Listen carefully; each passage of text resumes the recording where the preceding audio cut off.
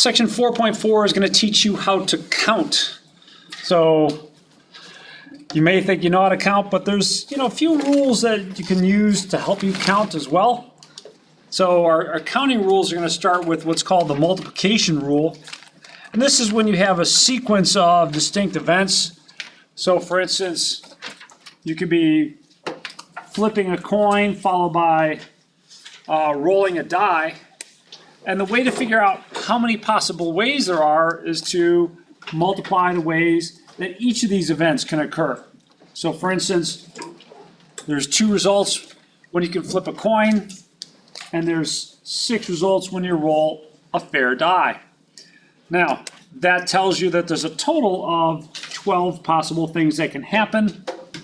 And just for this one example, I'm going to try and outline for us all possible events here, basically draw out the sample space. So let's do that here. And that is, I'm going to flip my coin, and I have 2 possibilities, either a heads or a tails. And then I'm going to roll a die. Roll, fair, die. And from those 2 possible events, I'm going to have 6 more events. So 1, 2, 3, 4, 5, 6, and 6 up here as well. 1, 2, 3, 4, 5, 6. So a total of 6 possibilities for each of these. I could get a 1, a 2, a 3, 4, 5, or 6. 1, 2, 3, 4, 5, or 6. And this is called a tree diagram. And that's kind of a way to figure out what the sample space is looking like. My possible events here are H and a 1, H and a 2, H and a 3, H and a 4, H and a 5, and H and a 6. And likewise T1 through T6.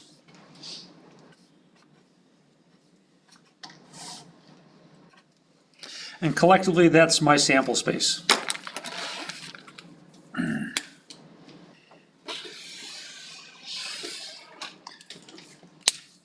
Now, if you're assuming that you have a fair die and a fair coin, then all points in the sample space should be equally likely. And that's an example of one of our counting rules, counting up the number of ways that the things can happen. But there's some other ones as well. So for instance, so this row here, there's 4 people in that row, and I might want to figure out how many ways there are I can arrange the 4 students in that row. So Cameron, if there's 4 people in that row, I've got 4 choices for the first one. How many choices do I have for the next one? 3. 3 choices. Followed by 2, 1. 2, and then 1. Now, that product is 24, but let me write it a different way with the notation we need to use in this class. It's a 4 followed by an exclamation point. If this were an English class, you know what this would be? 4. 4! Yeah, but it's a math class. So this is called 4 factorial. I always like that part. It's my favorite part of this one. Now 4 factorial, or this product, is really the number of ways you can arrange a group of this many objects. So in general, n factorial is the number of ways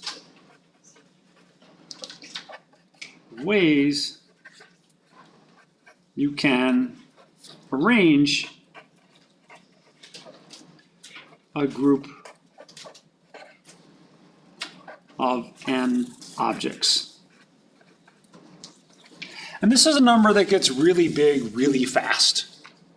So, for instance, suppose you want to line up the 9 starting players on a baseball team along with the manager from home to first base to stand for the national anthem. There's 10 factorial ways that you could do that. Well, how many is that? It's a surprisingly large number.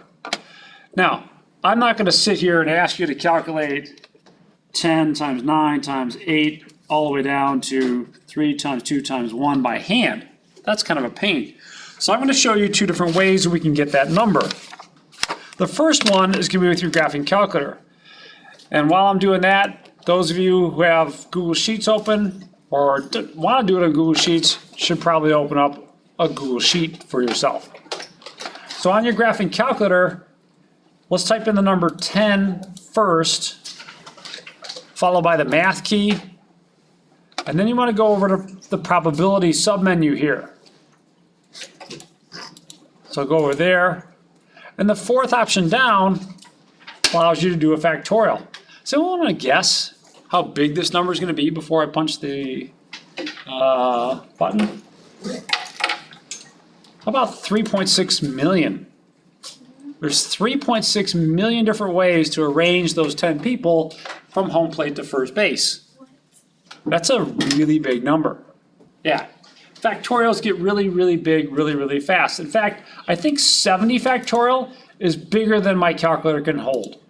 And my calculator can hold numbers the size of a Google, which is a 1 followed by 100 zeros. So there we go. So I think 70 factorial is too big. Yep, too big.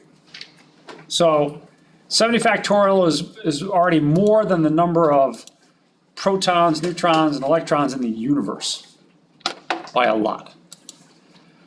Okay, let's keep going. What about doing this on Google Sheets? Well, if you want to do it on Google Sheets, every command in Google starts out with what? Equals. Excellent. And if you're not sure on something, you just start typing in, well, I want a factorial, and then you can't get very far before it says, oh, want factorial? I got your back. So you press the enter key, it'll fill it out for you with a nice left parenthesis, then type in the number 10, and bam, there you go. So once again, you're going to type in equals because it's a Google command, then followed by fact, and then your number. So 10 factorial, pretty big, pretty big. There's two more different counting rules that we're going to have to become acquainted with and distinguish between. Now, for these next two,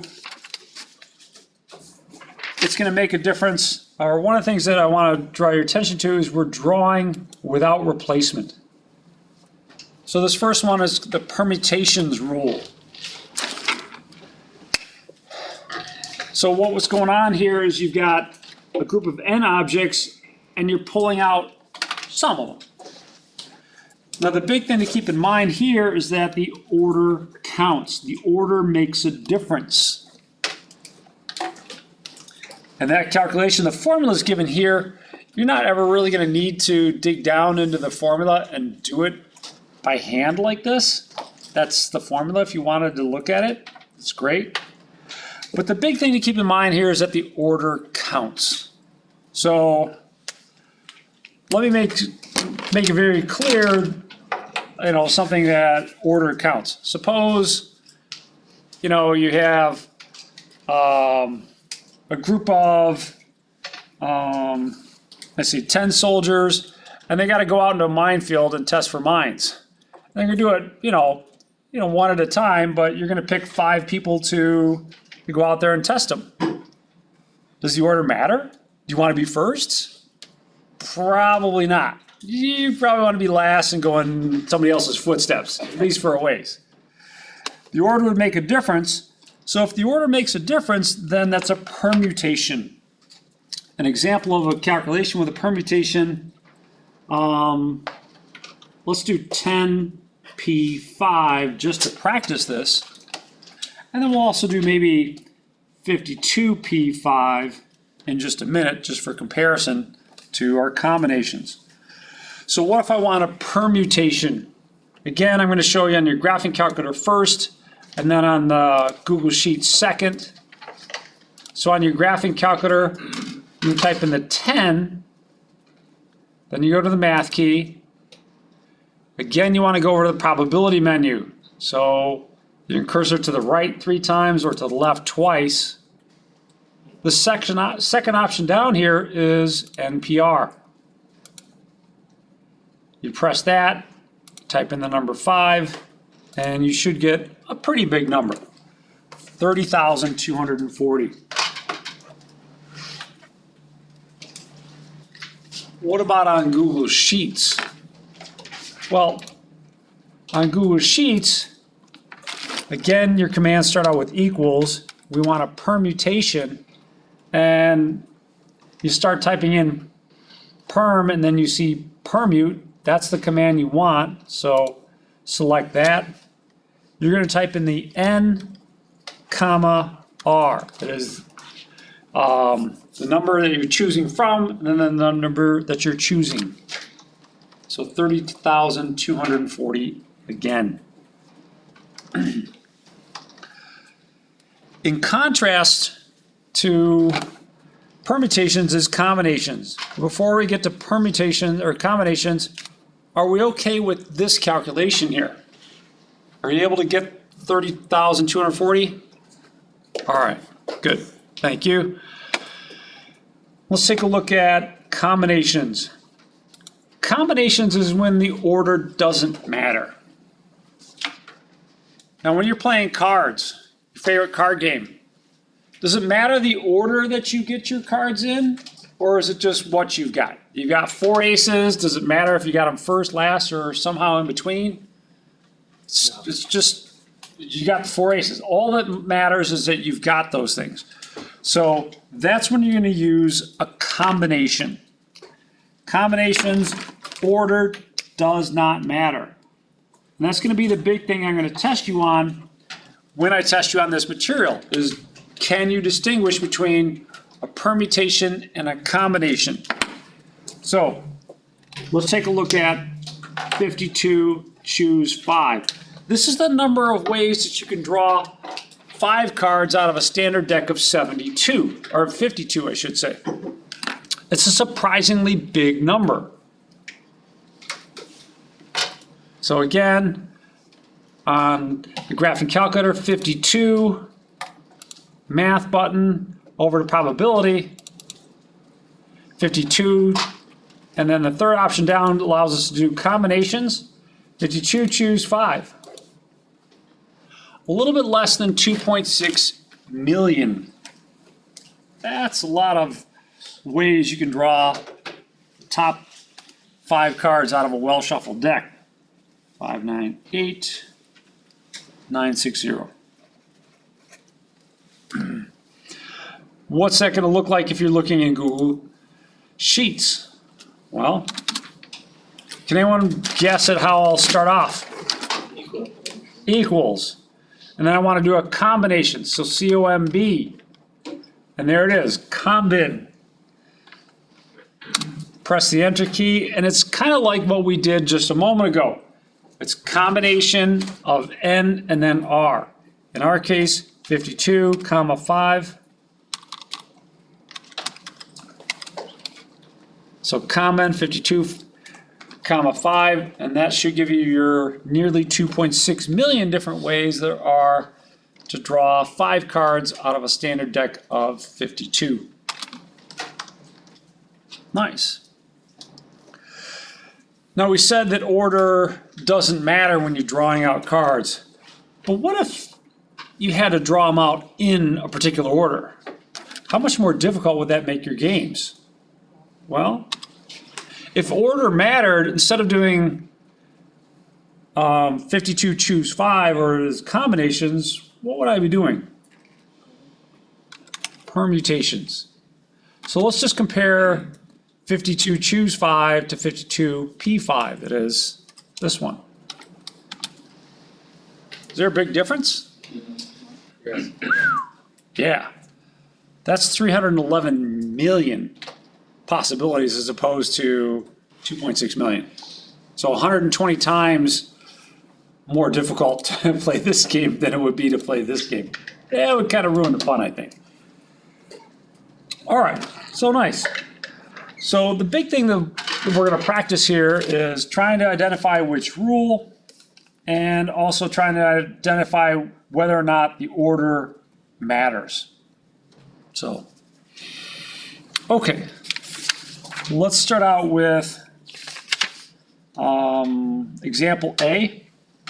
I guess one other thing that I'll mention here or notice for you is that when you're using permutations and combinations, you're selecting your items without replacement. Items are selected without replacement. So that is, every time you're drawing another one, there's one less to draw from. Whereas up here, everything is being selected, so you're not taking just a few of them. And finally up here, you can have events repeating themselves in different ways. So you can allow for, you can allow for repetition. You can have combinations appear again and again. Like our first example, example A. Let's take a look at that. Are we not finishing 4.3? We already finished. We did 4. No, we did 4.3. This is 4.4. We didn't finish it in the last though. I'll have to circle back on that. So a password for a website is required to be 5 characters long. If the first character must be a letter and the last 4 are digits, repeating is okay. How many passcodes are possible? So let's take a look at this one. We've got a passcode that's 5 digits long. So let's just draw 5 blanks. If the first character, first blank has to be filled with a letter, how many possible choices do I have here? 26. The remaining 4 have to be digits. So how many digits can I choose from for this first one? Is it single digits? 9? Well, there's one extra one in there. 10. 0. 10, yeah, because you can do 0. Now it allows for you to repeat your digits. So that means it's not going to be something like a permutation or combination, because in those you're sampling without replacement. Here you can repeat these. This would be another 10, followed by another 10, followed by another 10. For a total of 260,000. Okay, not bad.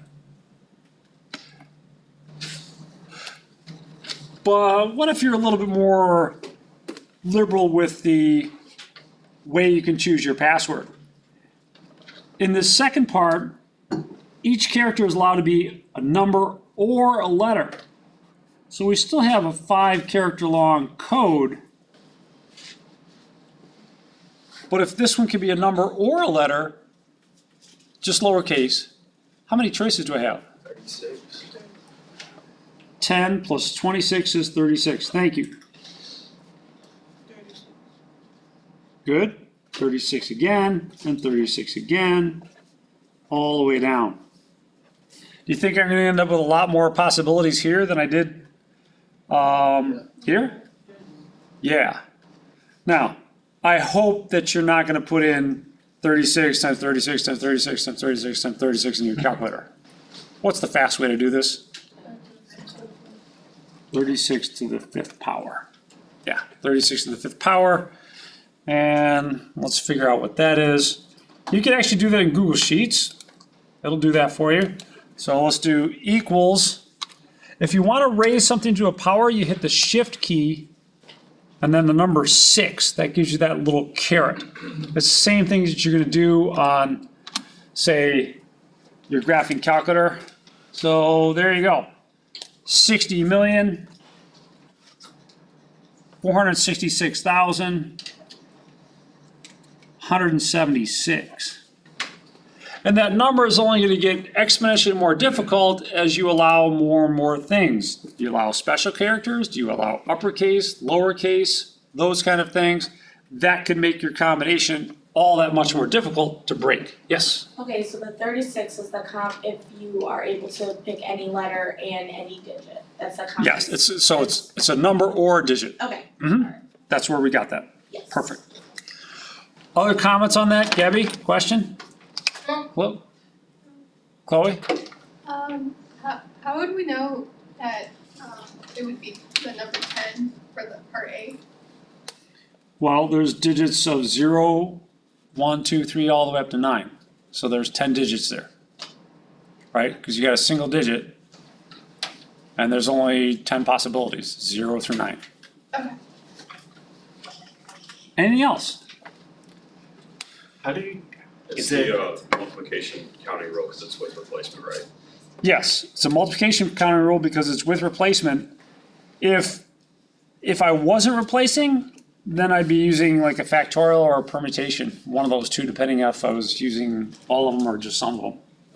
I'm sorry, I'm still, I guess I'm a little confused on how we did the, set A, or, The first part. yeah, So the password, the website's requiring your password to be 5 characters long. okay, The first one has to be a letter. There's only 26 possible letters, right, not including upper and lowercase. So that's 26 there. Yeah. The last 4 are digits, repeating is okay. okay, So there's 10 choices for the first one, and I can repeat, so I have the same 10 choices here, times the same 10 choices here, times the same 10 choices here. okay, So that's where we got the first one. The difference between the first and the second one is that now for each one of these, I could choose a character or a letter, gives me a total of 36. oh, okay, And then I can do that for each of these. So I get 36 to the 5th power. okay, thank you. You're welcome.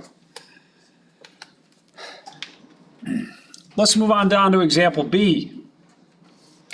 A moving company has a truck filled for deliveries to 9 different sites. If the order of the deliveries is randomly selected, what's the probability that it's the best route? Okay. Well, let's figure out how many possible routes there are to begin with. So you've got 9 different stops to make. How many ways could you arrange those 9 different stops?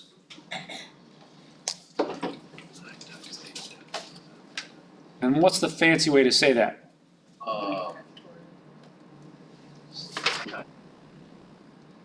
Yeah, 9 factorial, yeah.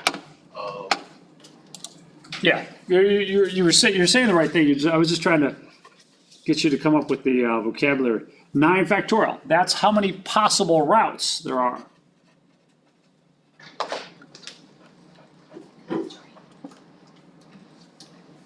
Now, how many of those 9 possible routes are the best? How many best routes would there be out of whatever number that is? There's only one route amongst those that's the best. So the probability of selecting that route at random, probably the best, is 1 over 9 factorial, which I think is 362,000, is it 880? Thank you, 880. This is actually, it used to be a little bit more of a problem for people than it is now, because we have more sophisticated computers and algorithms and stuff like that. It's called the traveling salesman problem. It's like, well, what order do you want to go visit all the stops that you have to make? Because some of them are more efficient than others. And I think there was a mathematician who was hired to look into things for FedEx or somebody, and they decided that the shortest route wasn't the best. It was the route that had the fewest left turns, the most right turns, because it's easier to make a right turn than it is to make a left turn. So, but if you had to look at them all one at a time, that would take a long time. So Keisha? I have a question going back to example A. So an example, like, in the second example, it says in parentheses lowercase, so would we have to double that first number, cause it could be lowercase or uppercase? No, I think it's saying just lowercase is what it means there with the parentheses. So I mean in the first part of the problem. I'm assuming in the first part that we're just looking at lowercase or uppercase, or that the case doesn't matter. Oh. So I'm not accounting for the two cases. If we were accounting for lowercase and uppercase, what would I have to change this number to? You'd have to double it. It'd have to be 52, yeah. Okay, let's move on to example C here. A clinical test on humans of a new drug is normally done in 3 phases. Phase 1 is conducted with a relatively small number of healthy volunteers. For example, a phase 1 test of a specific drug involved only 6 subjects. Assume that we want to treat 6 healthy humans with a new drug and we have 8 suitable volunteers. If the subjects are selected and treated in sequence, let me highlight that here, in sequence, so that the trial is discontinued if anyone displays adverse effects, how many different sequences or sequential arrangements are possible if 6 people are selected from the 8 that are available? Well, are we selecting with replacement here? Is the person gonna get tested twice? No, you're selecting without replacement. Now that's kind of a big clue for us. That means that we're probably gonna be down here or here, because you're selecting without replacement. You're not putting these people back into the pool after you've looked at their results. So the big question is, does the order make a difference in this one? Remember, I want you to talk about it with a neighbor. Those of you who are online, talk about it amongst yourselves online and chat. Tell you what, you can just talk about it. I'll mute myself here, mute speaker here, so you guys can feel free to discuss. But talk about it. Do you think it's gonna be a permutation or a combination? Does the order matter or does the order not matter? I agree. All right. Derek, Ethan, Jaren, and Gerald, please turn on your cameras. I don't see anyone talking. What number? There we go. Thank you, Jasmine. Yeah. All right.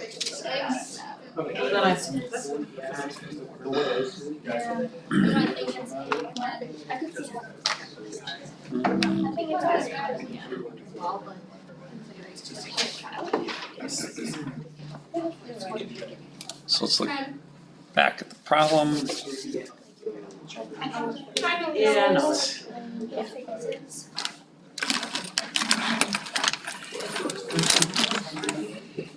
All right.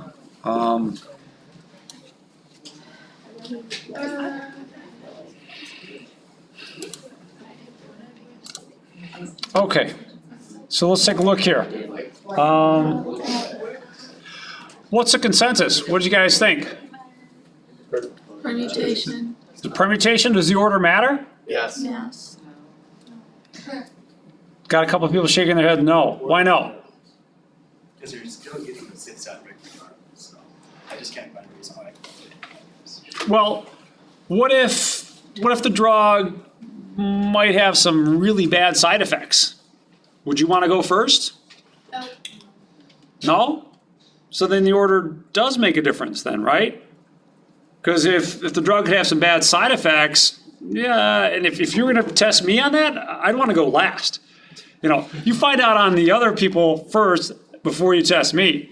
And in fact, this actually did happen in England a few years ago, about 4 or 5 years ago, I think, that they were testing out a drug on a small group of people, and like 3 of them died.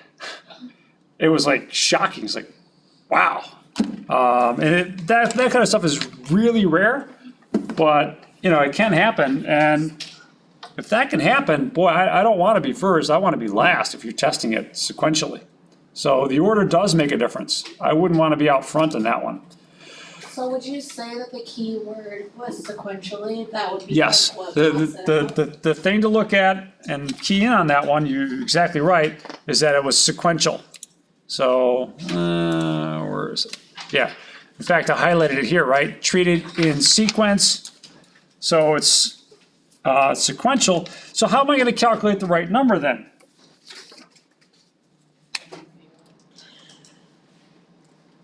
Yeah, perfect. 8PR, right? You want to calculate a permutation, and it's a surprisingly big number, considering that basically you're choosing the two people you're going to leave out. So 8P6.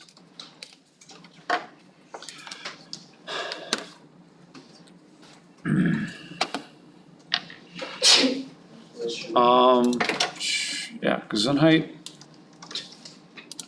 Let's see. Equals permute. What are you guys getting? 20,000.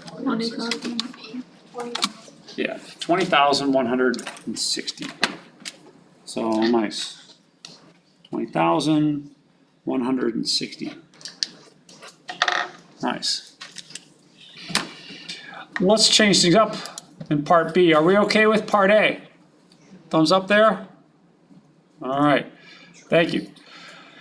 If 6 subjects are selected from the 8 that are available and the 6 selected subjects are all treated at the same time, how many different groups are possible? Are we still talking permutations, or is this a combination? It's a combination. You're just choosing a group of 6. You're either in or you're out. So there's a surprisingly large gap between these two possibilities here. So this time you're going to do 8, choose 6. And I think that's going to be 28. You should be able to get that number off of Google Sheets. Okay. How are we looking on, yes, question? Just for clarification, what was like the key term, like if it wasn't set up like the small test where obviously the first part was permutation and then this one was combination, what would be the key word to look for? Well, the difference in these two is that here these are treated in sequence, so the order is something that counts, whereas here you're just selecting a group of 6. So the bottom line is you're either in or you're out. And if you're in or you're out, it doesn't matter if you're selected first or last, you still made the team. So that's the difference in these two. Here, the order doesn't matter. So it's just looking for who's on the team. Now this last part here is going to become kind of a little bit of a theme in a certain way here. If the 6 subjects are randomly selected and treated at the same time, what's the probability of selecting the youngest 6 subjects? Well, you got to think of them as a group of 6. You're not selecting just one person, you're selecting the youngest group of 6. How many groups of 6 are there that we can choose? Wait. No, you just calculated it. Yeah, there's 28. Of those, how many groups of those 28 can be the youngest group? 1. And so that's your probability.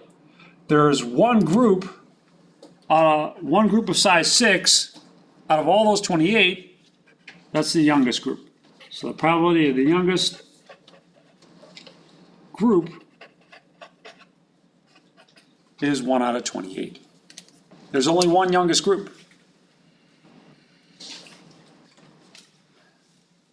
Comments or thoughts on that one?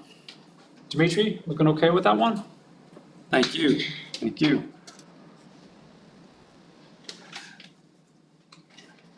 Let's turn this to a very practical example. The Mega Millions. Okay, as of this writing, the Mega Millions lottery is run in 44 states. Winning the jackpot requires you select the correct 5 numbers from 1 to 70. So let's highlight that first. we want the correct 5 numbers from 1 to 70. And in a separate drawing, you must also match the correct single number from 1 to 25. So this is going to be kind of a two-parter in terms of calculating the correct answer. The first part is we have to calculate this part here in yellow. How many ways are there to select 5 numbers out of the 70? Now I guess you got to think a little bit. Do you have to match the numbers in the order that they're pulled out or no? What do you think? No, you don't. You don't have to match them in order. You just match them. It doesn't matter what order you have. So, Jasmine, how am I going to calculate this quantity here? Is that a permutation or a combination? Is it a combination? Yes, because the order doesn't matter, so it's a combination. And let's look at the second part. Thank you, Jasmine. Let's look at the second part. I got to choose the right number out of a set of 1 to 25. Johnny, how many ways are there that I can choose that? 1/25, right?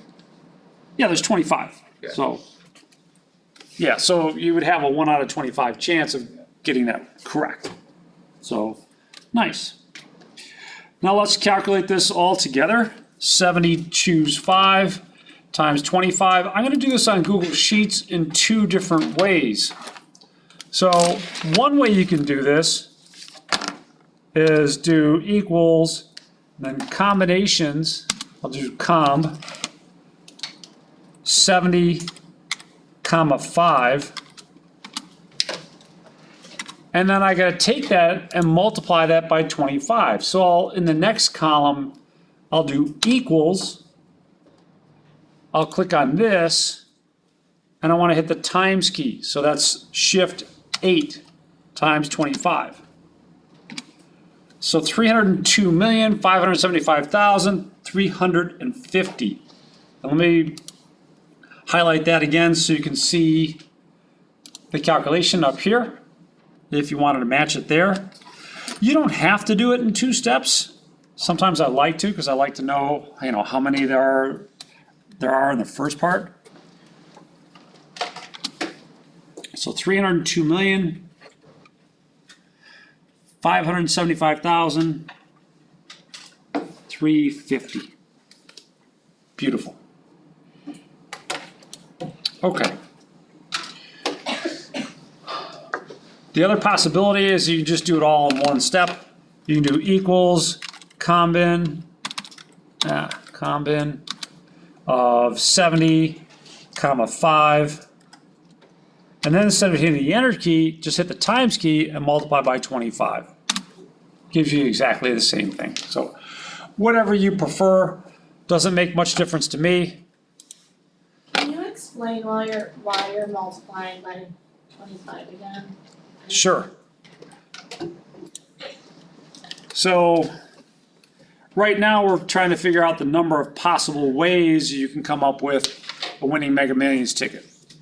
So the first part of it is this part here in yellow. You're going to start by taking 70 numbers, choosing 5 of them, and that can happen in an awful lot of ways. For each one of these, there's 25 choices here. So you take this and you multiply it by the 25, which represents the bonus ball number or whatever this thing is called here, because that gives you 25 more choices. So for each of these choices, you got 25 choices here. So altogether, this times this gives you your 302 million. So, Thank you. you're welcome. So we're not quite done though. You were asked in part A to find the probability of winning the jackpot. Now this is assuming that you have just 1 ticket. What's your chances of winning with just 1 ticket?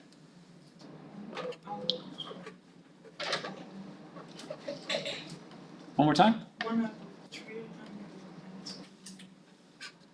Yeah, one out of this huge number, one out of 302,575,350. Have you ever Elijah? gotten close, Professor? What's that? Have you ever gotten close? Actually, I rarely play this game. I consider it a tax on the mathematically challenged, but when the jackpot gets really high, then sometimes it's advantageous to play it because you have a positive expected value, or you could, or maybe it's not as negative as usual. So the last time that it rolled around, I actually won $10, which is the first time I've ever won. I matched the Powerball and one other number, and those two were worth $10. I'm like, ooh, okay, cool. But usually I don't play it. Usually I'm like, that's okay. It's when the numbers get up into 12 digits. Yeah. Then, or is it 9 digits? Not 10 digits. Yeah, the billions. That's when it kind of catches my attention. But usually I ignore it. Now, how does this result compare to your probability of being struck by lightning, which the internet regards as 1 in 700,000, but your author thinks it's 1 in 960,000? Which one's more likely? Getting struck by lightning. I call this getting struck by lotto. Right? I mean, your chances of getting struck by lightning are a lot better, especially if you're in like Florida. Florida seems to be where it happens the most. So, how does the probability of this compare to the probability for the old Mega Millions, which involved the selection of 5 numbers between 1 and 75 and a separate single number between 1 and 15? So if you wanted to do part C, how would that change the calculation? 75, choose 5 times 15. And I think, I don't know, any projections? Is that going to be a bigger number or a smaller number? Did they make it harder or did they make it easier? 75, choose 5.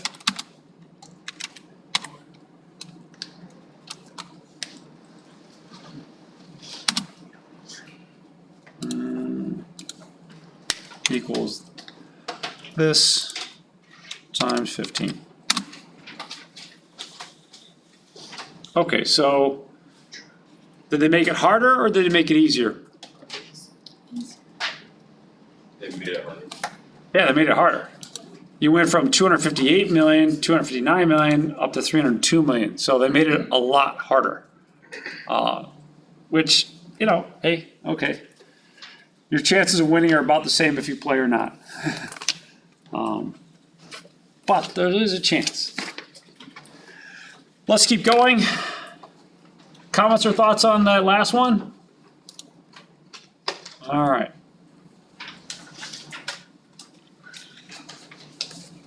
Let's move on down to what naturally comes after example D is example J. Sorry about that. The self-driving unicycle company was recently successfully funded via Kickstarter and must now appoint a president, chief executive officer, chief operating officer, and chief financial officer, and chief human resources officer. It must also appoint a strategic planning committee with 5 different members. There are 15 qualified candidates, so let's highlight that part. And officers can also serve on the committee. So there's 2 things we got to select. We got to select all these different officers. So there's 5 officers we got to select. And then we got to select a committee of 5 out of the 15 candidates. Now, you can be on both groups. You can be on either group. Doesn't matter. So the first thing to look at then is how are we going to count this up? Does order matter or not in making these kinds of selections? Let's start with the first one.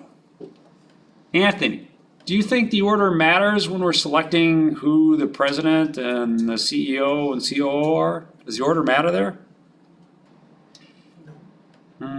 Yes. Think of it this way. Is, Biden-Harris the same as Harris-Biden? Oh, yeah. The order matters there, right? Because one's the president, one's the vice president, and the order definitely matters. So if the order matters, then Gabby, am I gonna need to make this a combination or a permutation? Permutation. Permutation, nice. So it's gonna be 15 P5. 15 P5. And that should be a pretty big number. Should be a lot of different ways you can select your 5 officers.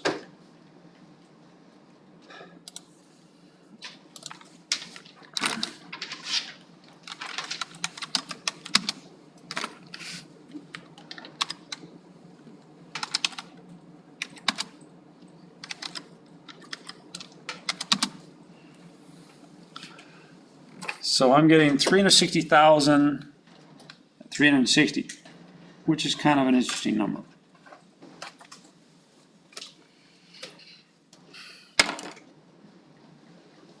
Awesome. How about the second part? How many ways can a committee of 5 be appointed? A lot. A lot, yeah.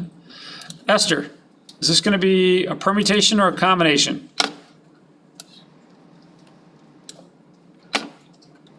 You can unmute yourself.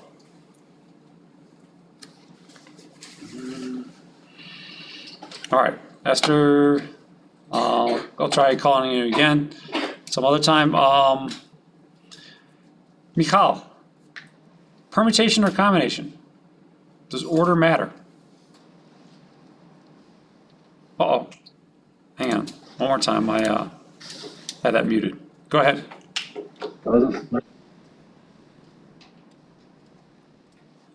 Okay, permutation, Ben, do you agree? Order matters? All right. Nate, do you agree? Oh, Keisha, does order matter? You can settle it, I'm not sure.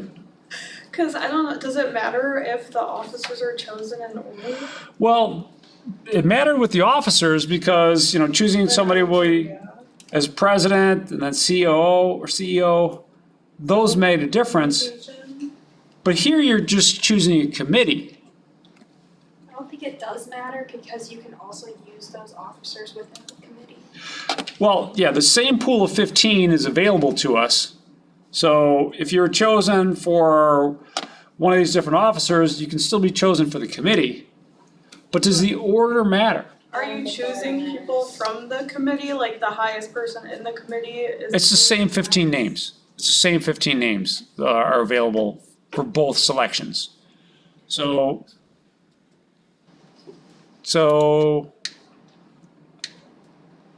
if you get chosen for the committee first, or second, or third, or fourth, or fifth, That's a commutation. yeah, you're still on the committee, right? So you're either on the committee or you're not.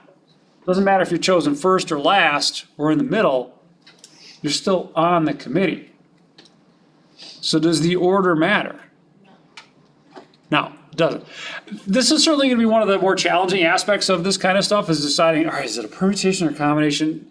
You know, it's gonna take some practice, you know, but that's what we're doing right now, is doing some practice.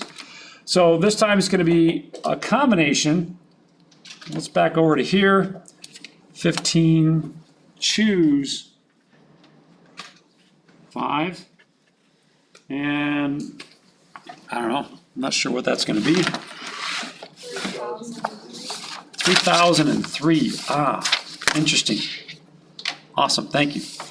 So 3003, This upcoming exam, are we gonna use our laptops or is it for the next exam, you will be using Google Sheets.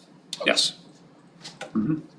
Now, I will give you the basic form of a command. So for instance, you know, one of the things I'll put is like equals combin and then Right, n comma r. right?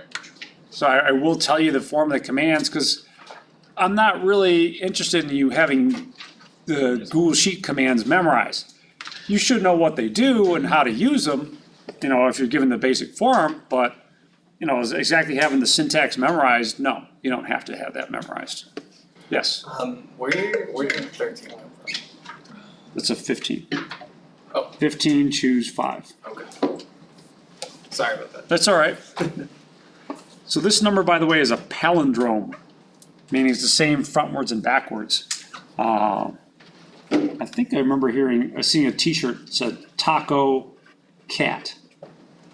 Taco Cat is a palindrome. It's the same frontwards and backwards. Kind of silly, but somebody thought it was worthy enough to wear a shirt on it. What's the probability of selecting the committee members and getting the 5 youngest candidates? So we're talking about these candidates here, or these are the number of ways we can select the committee. What's the probability of getting the youngest group there? Yep, exactly right. 1 out of that number. So probability of the youngest is 1 over 3,003. Yay. Cameron? Will we ever see something like this where there is not a replacement? Like how the officers were picked, could it be they were picked and then you do 10? You could. So that would the only thing that would be different then is if once you pick those 5, then you'd only have 10 to select from down here. So that's the only change it would make. So then this calculation would be 10 choose 5 if these people couldn't serve on both positions. So yeah, it wouldn't really make it a much different calculation. You just have to change the end here. All right, appreciate the question. Let me catch up on the chat here real quick.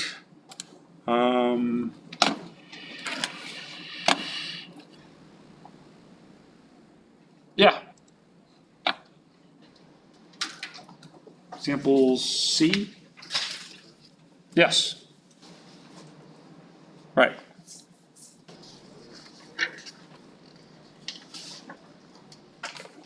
How did you put it into your calculator or Google Sheets? Sure. So let's just do it here. Example C. It'd be equals, I want a combination, so COMB. And when you start typing it in, it gives you a suggestion. Just press the enter key. Then it's the number n, which is 8, 6. And that gives you your 28. You're welcome. Let's take a look here at the next one. When 9 basketball players are about to have a free throw competition, they often draw names out of a hat and randomly select the order in which they shoot. What's the probability that they shoot free throws in alphabetical order? Assume each player has a different name. Well, let's first of all figure out how many different ways, how many different orders they could shoot. So, all right, let's see, let me get rid of this, down to here. How many different orders can these 9 players shoot?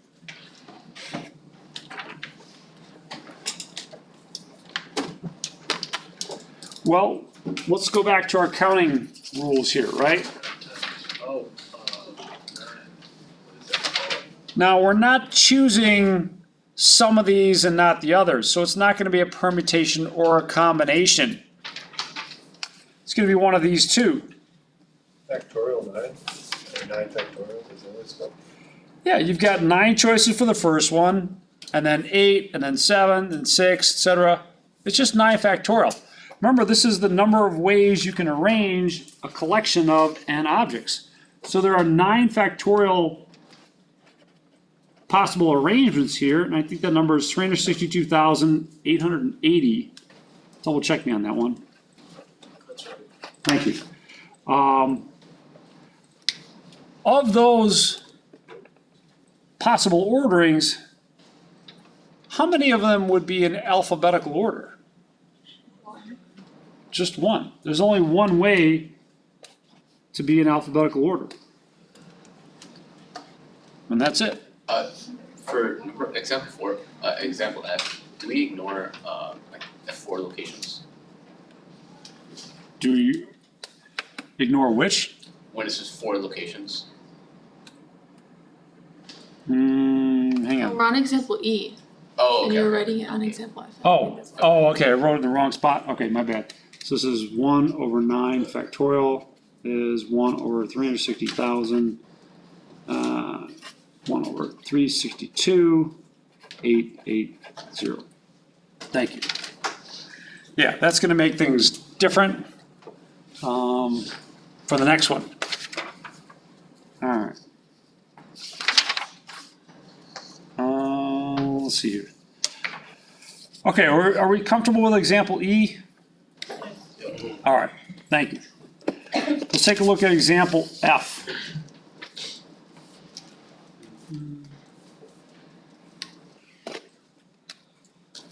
And I like doing it on OneNote because it shows up a little easier. With a short time remaining in the day, a driver has time to make deliveries to 4 locations amongst the 5 remaining. How many different routes are possible? Does it make a difference? 9. Well, one thing you should note is that you've got 4 locations out of the 9 that you're gonna visit. So you're selecting some and leaving some else. So basically you're selecting without replacement. And that's starting to hint at a permutation or a combination. The question is, does the order matter? Yes. Absolutely, yeah. It can make a big difference in how fast or how efficient you are. So if the order matters, is that a permutation or a combination? Permutation, yes. So that one's gonna be 9P4. And let's see what that one's gonna be. Do that one on Google Sheets as well. I'll put that one up here. Example F equals permute 9,4. 3,024.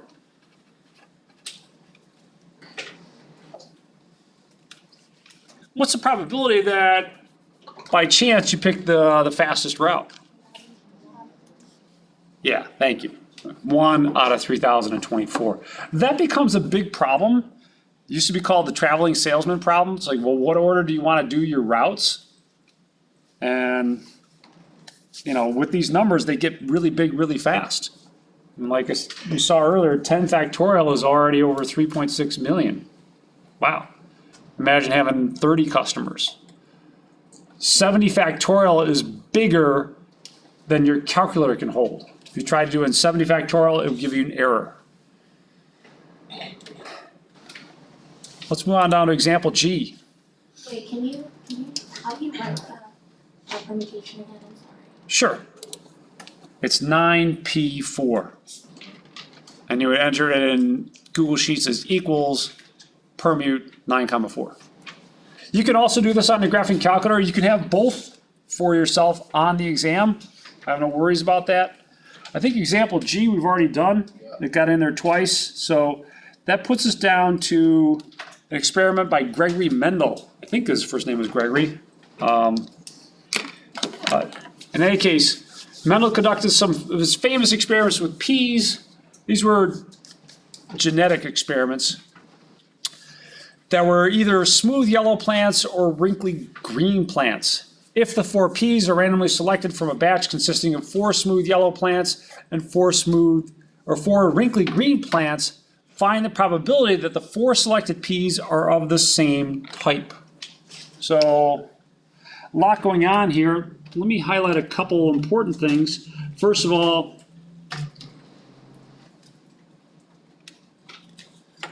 we've got 4 smooth yellow and 4 wrinkly green. How many plants does that give us all together? 8. 8 total. How many are we going to select? We're going to select 4. So select 4.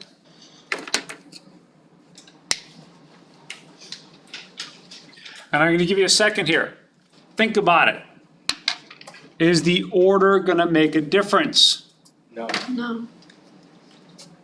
There are a couple people saying no, a couple people saying yeah. Anthony doesn't want to say anything anymore. He's like, no, I'm done. All right. Well, is this an example kind of like you're the president, vice president, treasurer, or a secretary where the order makes a difference? Or is this like the committee where you're either on the committee or not on the committee? You're in or you're out. Which one is it? Is it the former or the latter? I think it's purview because you still need all the Ps to be the same. Well, you need all the P's to be the same, but we're gonna handle that in a different way. But we're just looking at the denominator part right now. Is the denominator the number of ways you choose 4 of these out of 8 total? Cody, what do you think? Does the order make a difference? Yes or no? Got to vote for a no from Cody. I agree with that. The order doesn't make a difference. You're either chosen or not chosen. Doesn't matter what order you choose in. So our denominator is going to be 8 choose 4. Let's see. So 8 choose 4. Let's figure out what that is. 70? Awesome, thank you. The bigger number is always in. Permutations are always bigger than combinations. No, I'm like 8. Oh yeah, the bigger number goes first. So it's n. N is your group of objects, and R is the number that you're choosing from this. So the most of this would be like 8 choose 8. I could do that, or I could do 8 choose 0. Interestingly enough, anyone want to think about what 8 choose 8 would mean? What? Yeah, it'd be 1. There's only one way you can choose them all, right? So 8 choose 8. One other little fact that I'll digress to while I'm here, and that is 0 factorial. What do you think 0 factorial is? 0 factorial has actually got a definition. Now, if you want to follow me along in your math career up to Calc 2, then I can actually show you where this comes from. But those of you who want kind of me to spoil surprise, here it is. 0 factorial is 1. So, I don't know. I can give you some good kind of reasons for it later on, but right now, just thinking that there's only one way to arrange your objects. It's kind of a way to think of it. All right, so 70 is our denominator. There's a little bit here that's tricky.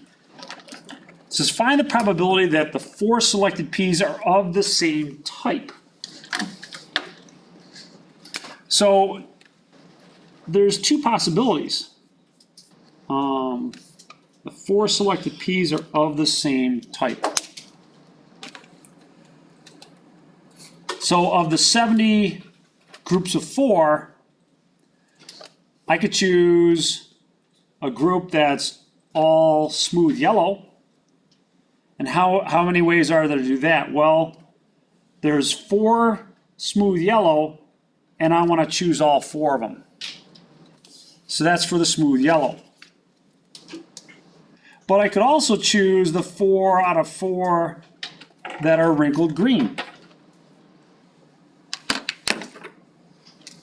So this is your smooth yellow.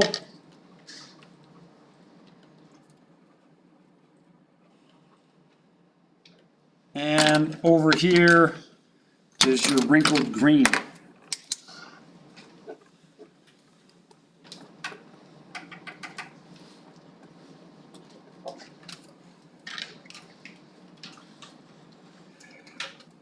Without taking out your calculator or Google Sheets, can anyone guess how many ways there are to choose all 4? 1. 1. Yeah, so you get 1 plus 1. That's going to be 2 over 70 or 1 over 35. Like I said on the last test, and it's true throughout this course, I'm happier with fractions as opposed to decimals in general. Now there are going to be some places where we're going to use decimals, but I mean, if you got a fraction, I'm happy to have a fraction, even if it's not in lowest terms. I won't even put a frowny face next to that one. I'll be so happy. Okay. Looking good on example H. All right, I think that does it for this section. There's an example, I on mine. Oh, is it, yeah, all right. Example I is kind of a repeat, but let's do it. Let's do it. Winning a jackpot in a particular lottery requires you select the 5 correct numbers between 1 and 41. In a separate drawing, you also need to match a single number between 1 and 18. Find the probability of winning the jackpot. So probability of winning. How many winning tickets are there going to be? Winning number combinations. 1. So what we need to figure out is how many possibilities there are in the denominator. So Ben, what am I going to do to calculate the first part of this? I want 5 numbers out of 41.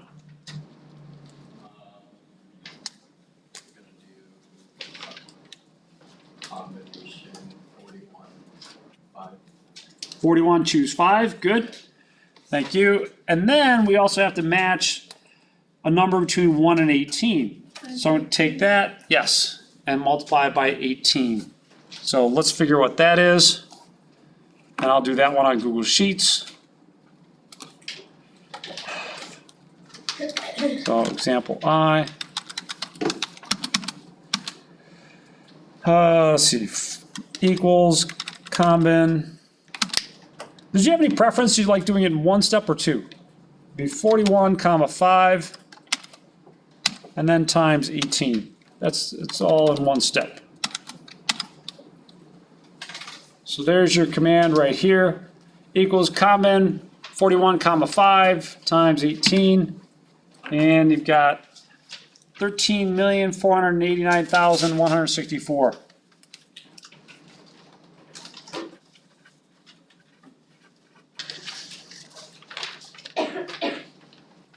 Beautiful. Okay with that last one? All right. Let's put this one in the books.